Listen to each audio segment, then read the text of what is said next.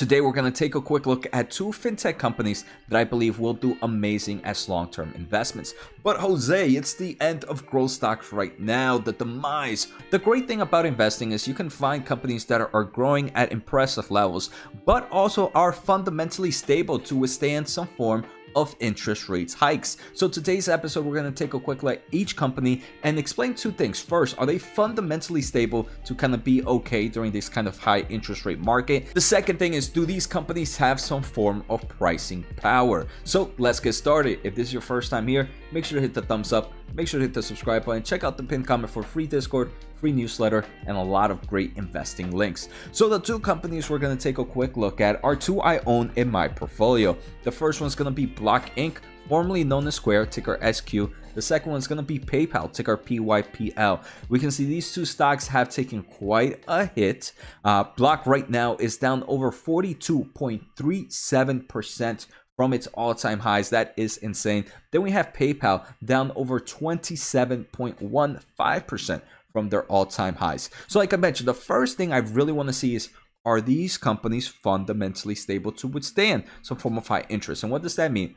That means a nice amount of cash, very low debt, and a nice amount of cash flow from operations. So let's start off with Block. Right off the bat, we can see Block has plenty of cash, about $8 billion in cash and short-term investments, and they have about $5.4 billion in debt. So they do have debt, but they have plenty of cash to be able to cover that. The second thing that I think is very important is they are positive in cash flow from operations. So fundamentally, I would say yes, Square is a company I wouldn't worry about anytime soon. The second one we're going to take a quick look at is PayPal. PayPal comes in with the $13.3 billion in cash and short-term investments, plenty of cash at hands, $7.95 billion in total long-term debt. So they do have debt, but very similar to Square, they have plenty of cash to cover it. At the same time, this company has a whopping cash flow from operations of $5.9 billion in the trailing 12 months. So fundamentally, I like both of them. Now, if we take a quick look at revenue growth, both of these are growth monsters, one a little bit bigger than the other. Block in their most recent earnings grew 26.7% of revenue.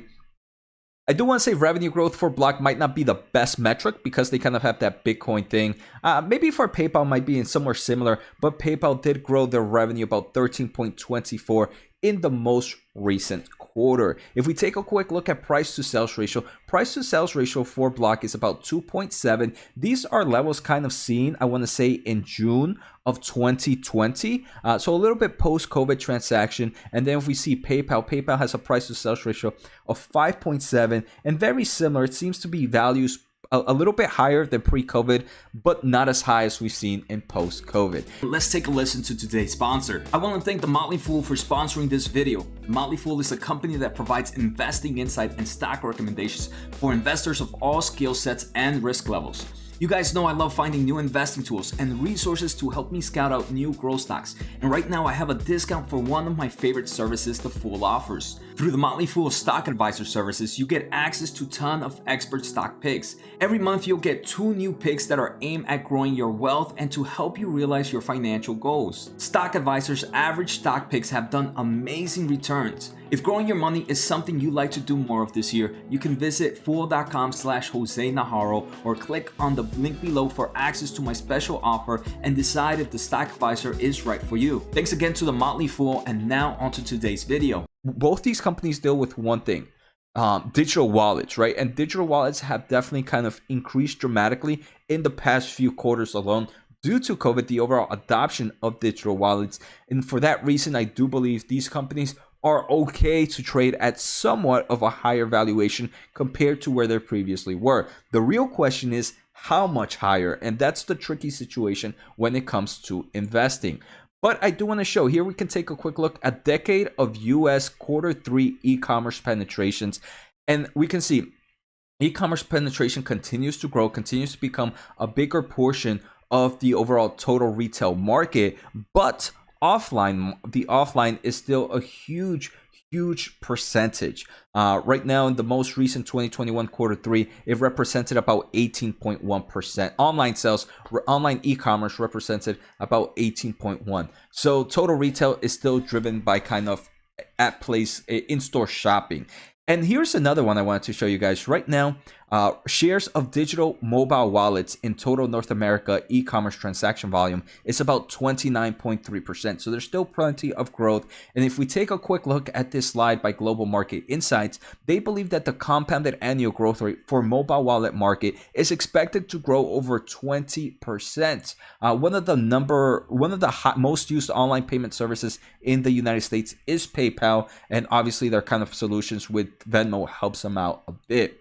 So now let's we understand fundamentally, and we understand why I'm into this kind of fintech market. This is still an evolving market, even though I feel like digital transformation in e-commerce in digital wallet has kind of happened already.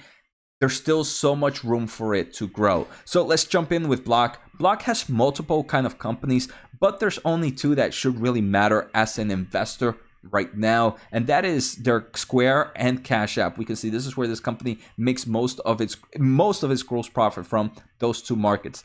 There has kind of been a bit of a slowdown to the Cash App gross profit and a kind of a flatlining to seller gross profit. Again, same time last year during COVID, we saw a huge boost in kind of both digital transformation in form of stores and also in forms of digital wallets.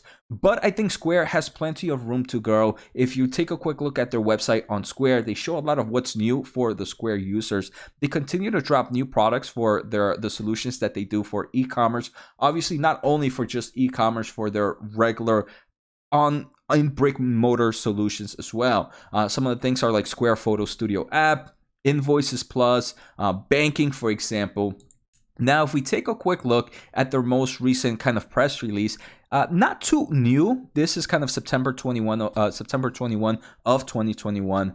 They kind of show how they're still expanding internationally, right? They're kind of expanding omni-channel solutions to businesses in France. They still have so much more market internationally to grow, which can obviously be beneficial for Block. They also partner up with some of the huge social media companies to kind of create ways to get those people watching in other platforms to be able to shop with kind of Square solutions. So I think that's pretty cool. Now, if we take a quick look at the Cash App, even though digital wallets, in my opinion, is such a huge grower, I don't believe there's so much competition in this market, right? And I think that's something to keep in mind of. Obviously, in the kind of point of solution and e-commerce solutions, there's also, I wouldn't say a big kind of competition market in here, but Square, to some extent, I'm pretty sure if you're going shopping, you're going to notice that Square has a nice market here, especially in the United States. And I believe that's one form of strength.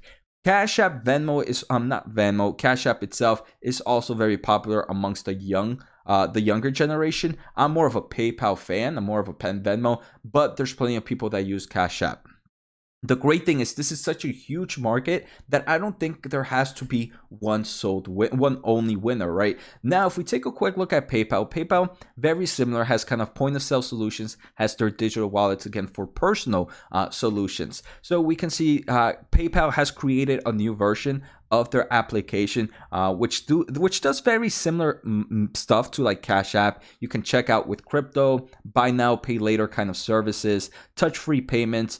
You can send money, gift money with kind of with your PayPal application. Then they also have obviously numerous business solutions to help the overall commerce platform, both in forms of e-commerce payment transactions and kind of in-store brick and mortar solutions as well. So one thing that I did enjoy about PayPal is they do have a huge market right now, and most recently in 2021 Venmo is going to be allowed in 2022. What am I saying? We're already in 2022. In 2022, Venmo is going to be allowed to be one of the solutions that you can use to pay in Amazon. So like I mentioned, both these companies, I believe, are sitting very attractive in forms of valuations. Both of them have taken quite a hit. They're both fundamentally stable. We saw those numbers, and the overall market that they're in is one that can continue to grow. So for me, Block and PayPal, even though, who knows, growth stocks like these can still kind of underperform this year, I do believe in the long term of things, they can provide great returns. So I hope you guys enjoyed today's episode. Take care, have a good day, and see you next time.